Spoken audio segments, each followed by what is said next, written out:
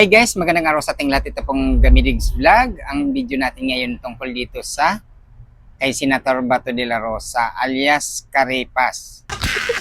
Ito guys, sinabi ng DOJ na itong si Senator Bato de la Rosa ay isa ng fugitive or hinahanap na siya ngayon ng mga kapulisan. Guys, ito na ang ngayon ay inalerto na ng PNP na ang 255,000 na kapulisan ng Pilipinas ay kasama sa maghahanap kay Senator Bato de la Rosa. Yan na guys, kasi nakita natin noong May 11 mula nung nag-absento siya sa Senado dahil doon sa warrant of arrest ng ICC, nagtago ito ng 6 na buwan. Tapos sa May 11, nung May 11 na nabalitaan niya magpapalit na ng Senate President, bigla itong sumulpot. Ang hindi niya akalain, mayroon na nag-aantay sa kanyang NBI na may dalang warrant of arrest galing ICC sa kanya sa Senado. Ang sabi niya, sa interview niya, pagpasok niya ng pinto, may mga nakaupong babae, lalaki, tapos biglang tumayo nagsabing, mayroon daw warrant para sa kanya. Ayun na, nagkakaripas na daw siya, nagpumiglas siya. Magtatakbo papunta doon sa Senate plenary. O yan, kaya nakita naman natin sa CCTV na nagkumahugti siya na umakyat doon sa Senate. Sa hagdan pa nga guys, nakita natin na bigla itong nadapa. Ayan, parang bata bang nagtatakbo na bigla siyang nadapa sa hagdan. O, diba? Tapos, hindi na tuloy ang pag-aresto sa kanya. Sinabi naman itong bagong Senate President na Alan Cayetano na silang mangangalaga muna kay Bato. Oo, ayaw nila na arestuhin muna. Tapos, mga ilang araw naman, bigla itong nagkagulo sa Senado at biglang tumakas itong si Bato alias Caripas. Kasama itong si Robin Hood. Ayan. O, di ba? Nakita-kita din sa CCTV na tumakas sila sa Senado. Lumabas. May dala-dala pa nga itong yung nilalagay dito para hindi tablan ng bala eh. Bit-bit ng babae daw. O, kita natin sa CCTV. At ngayon, ito na ang DOJ na nagpahayag na itong si Senator Bato kailangan ng ulihin para madala doon sa ICC. Ito guys, panoorin natin ang sinabi ng DOJ. Clarity on the issues at hand. First, on the matter of Senator Bato de la Rosa, no? First, we confirm that there is existing valid arrest warrant from the ICC. He is charged as a co-perpetrator in the crime against humanity.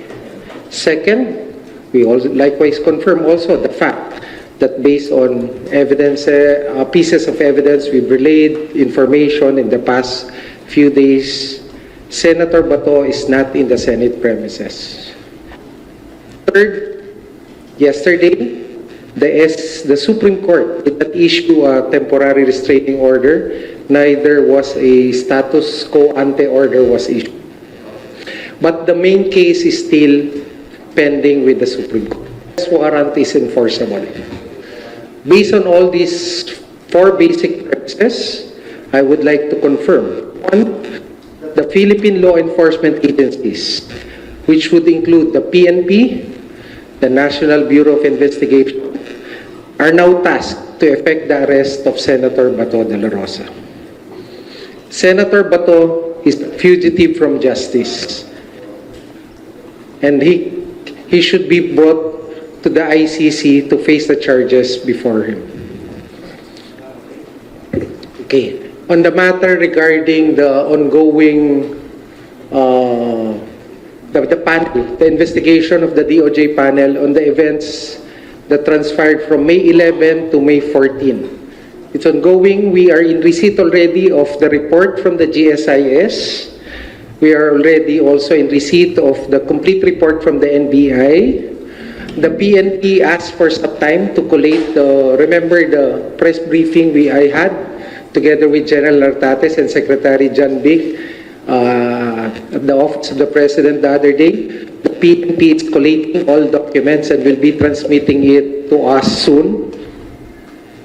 Next, we also made a request to the MMDA for all footages related to, especially during May 14 after the 2:30 a.m. Apparent escape of Senator Bato from the Senate premises. Our panel also would be inspecting physically. Yan. Ayan guys, ang sinabi ng DOJ tungkol dito kay Senator Bato alias Caripas. Di ba? Kaya, mas maganda pa itong si Senator Bato na sumuko ka na lang para sa kaligtasan ng lahat. Sigurado, hindi kanyan tatantanan ng mga otoridad. Yan. Kaya,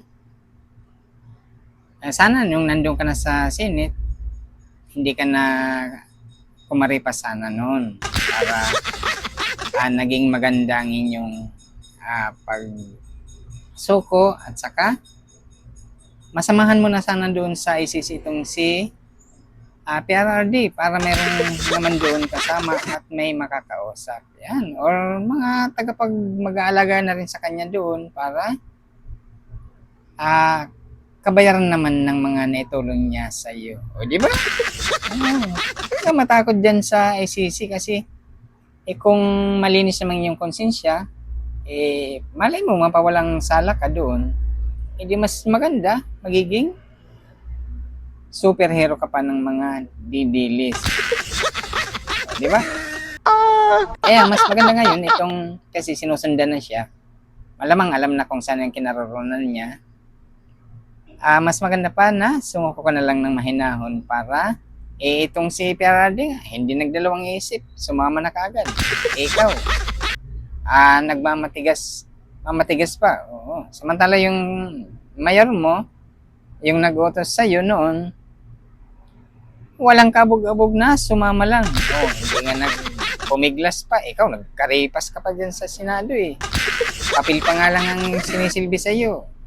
Karipas ka na, kadapa-dapa ka pa sa hagdanan ng Senado para lang matakasan itong si Warrant.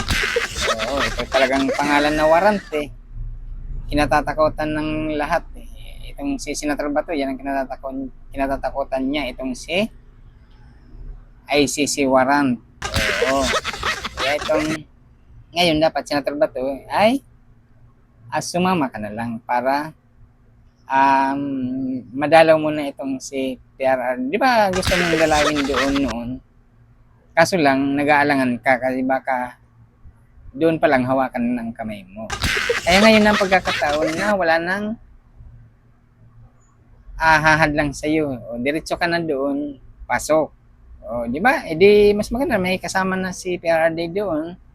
Mayroon na siyang tagahilot ng kanyang katawan. Siyempre, lolo na rin yun, may edad na rin. Kailangan niya doon ng kausap. At itong masasabi natin kay Senator Boy Caripas na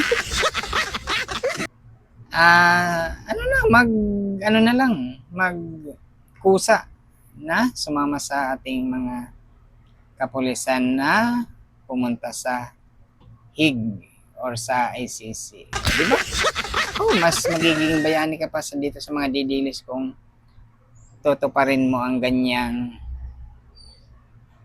pagpunta doon. Yan lang ang ating masasabi dito kay Senator Bato na huwag nang magmatigas at sumama ka na doon sa ICC para masamahan mo na itong si Mr. Digong Duterte. Meron ng taga-ano doon, ihaw na, pwede na kayo doon mag-ihaw ng mga ng mga ulam. Diba? Kasi nakikita ka sa mga video ni Senator Bato, magaling itong mag-ihaw. Kaya doon, samahan mo na si Master PRD para maging dalawa na kayo doon. Yung iba naman, susunod naman na itong si Si Senator Bongo din, susunod na rin sa inyo yan pagka pumunta na kayo doon. Magiging ano kayo niyan eh doon eh. 6 siguro kayo lahat doon pagka lahat na ay nasilbihan ng warrant. Ayan yun, no? Marami na kayo doon. Isang team na kayo doon. Diba? Masaya na. Pag andun kayong lahat sa tinatawag na ICC. Diba? Yung iba naman, tuwan-tuwa, yung mga biktima na naghabla sa inyo, sila naman ang magiging masaya. Kaya ngayon, si Senator Bato, kung saan man nagtatago, ay sigurado ng laging kabado siya. O kung may mga nagbabantay man sa kanya, eh sana isukon nyo lang niya. Isukon nyo lang siya para maging maayos naman ang kanyang pagbiyahe papunta sa ICC. Diba? Ganun lang ka, simple, para maging masaya ang lahat. Kung pupunta siya doon, magsama na sila ni PRRD, mas maganda yun. At least, may kausap na doon ang luludigong doon sa ICC. Diba? Hindi na kayo mababagot doon kasi magsasama na kayo sa